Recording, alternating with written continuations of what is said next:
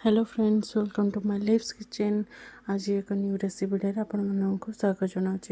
देखो आज तो हूँ संडे। यही संडे रे मु गोटे भल सुंदर रेसिपी नहीं आसी जहाँकि चूना माछ तो साधारणतः आम सब टाइप खाई हेल्ले किंतु ये गोटे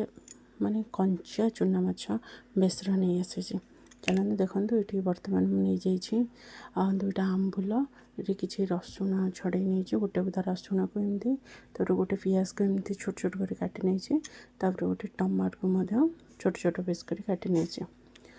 देखो ये अलरेडी आगुरी बतुरे देती प्रेसर मसला बनवाईका जीरा गोटे चामच जीरा गोटे चामच सोरिष और 3 ରୁ 4ଟି सुखिला लंका को प्रथम बतुरे देते कारण बाटिले बहुत भल सुंदर पेस्ट हो पूरा नरम पेस्ट हो आगुरी आपण मैंने बतुरे देते।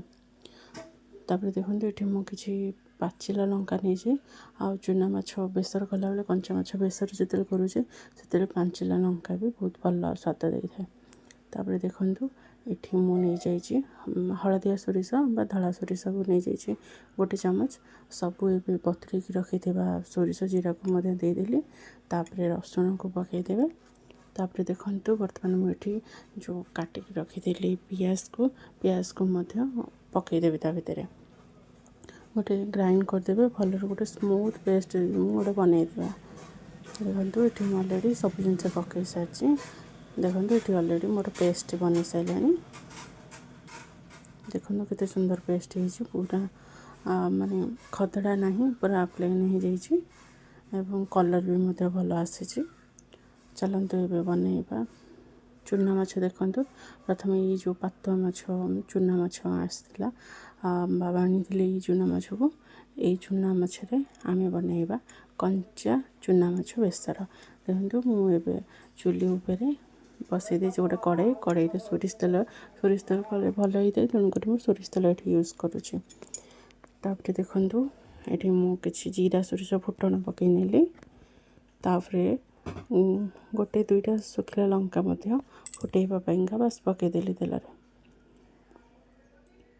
तापर देखो ये बेसर को आम देदेबा बेसर सबुतिक बाहर करने मिक्सचर रू। तापर देखो बेसर को एमती बास भल भाव गोल नवा। तापर देखो बर्तमान आम कौन करवा से जो जार रे लगी मसला से जस्ट अल्प पानी देकी देदेबा से कड़ई रे मसला सहित पकई नवा। तापर स्वाद अनुसार लुण आपण मैंने पकई ने तापर ये हलदी पकई ने मुझे हाफ चामच हलदी नहीं हलदी पकई ने भल भाव मिक्स कर नवा। तापर देखो ये काटिक रखि टमाटो आ आंबुल को पकईदेली दुईटा आंबुल पकई कारण चूना माछ बेसर कला बेले खटा खटा रही बहुत ही भल लगी है तेणुक दुईटा आंबुल को पकई नहीं गोटे टमाटो को पकई नहीं भल मिक्स कर मुझे। तापर देखो ये मसलाटी एमती पानी सब मरीगला मसलू देखो मसलाटी ए लुक तार सुखा सुखा टाइप देखा मसलाटी बर्तमान जानवे ये टाइप हेले गला मसलाटी एवं माछ करने रेडी हो गला मसला कंचा ना। तापर देखो ये भल भाव सब मिक्स कर पानी देदेबा मुझे देखो गोटे ग्लास पर पानी देछि आपण अनुसार आपण जी माने बहलिया चाहिए कि टे पानी पानी चाहिए से अनुसार पानी देवे गोटे गोटे ग्लास पानी दे देछि। मसलाटी बर्तमान धीरे धीरे फुटी आसूची। तापर देखो मत लगे कि ये आउ टे पानी दवा दरकार कारण मछटी सीझब आछटा पूरा ठुकठुका हम चूना माछ ठुकठुका कंचा चूना माछ ठुकठुका करवा। ये देखो पानी भल भाव मसलाटी मोर फुटी आसला एत सुंदर भाव फुटी आसी मसला पूरा तो सीझी सारी तापर आम ये टाइम कौन करवा ना मसला बर्तमान रेडी हो जाइए। ये जो कंचा माछ रखी से कंचा माछ को ये पकईवा देखो ये फ्रेश कंचा माछ नहीं मसला फुटा मसला आम कंचा माछ पकईदेवा या बिल्कुल भी आईंसिया लगे बहुत भल लगे एत तुला परी पूरा नरम लगे मछटी देखो सब माछ बर्तमान मु पकई नेली ये मु 500 ग्राम माछ नहीं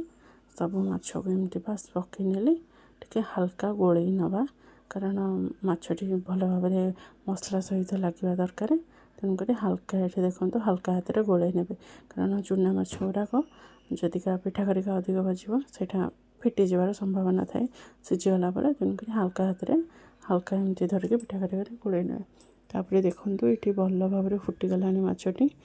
मछटी आमर हो आसला बर्तमान तो बांफ बाजिले मात्र आपण मैंने जानते चूना माछ हो जाए चूना माछ देखो अलरेडी हो आसला आप चाहिए जदि पूरा सुखे पूरा माने तता तता टाइप करेंगे जदि सी भी खावा पखाड़ भात सहित बहुत ही भल लगी थाए एक भी गरम भात सहित कि रोटी सहित हो आपण मैंने खाईपर देखो अलरेडी मोर हो आसला माछटी देखो माछर लुक को टाइप देखा जाउची बहुत ही सुंदर माछर लुक देखा जाउची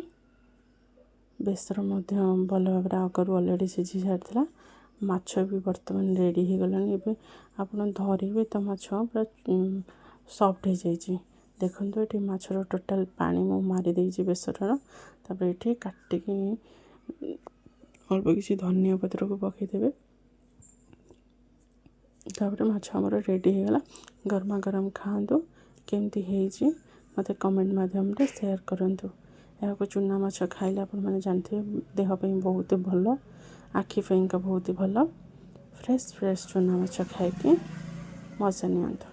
देखो केते सुंदर देखा जाउची आपण जदि मो चैनल नुआ थे सब्सक्राइब करने को भूलिए ना और साइड थी बेल आइकन को क्लिक करेंगे जहाँद्वारा कि आगू आसूँ आमर new new recipe video notification आपण मैंने पाइपर देखो केते सुंदर पूरा टेम्पटिंग देखा जाउची ना यम तार लुक देखो एवं थे बनईकि खातु केमी होइछि आपण कमेंट माध्यम निश्चिंत शेयर करेंगे ना बहुत सुंदर बहुत ही टेस्टी पूरा तोला परी नरम कंचा माछ चूना माछ बा बेसर।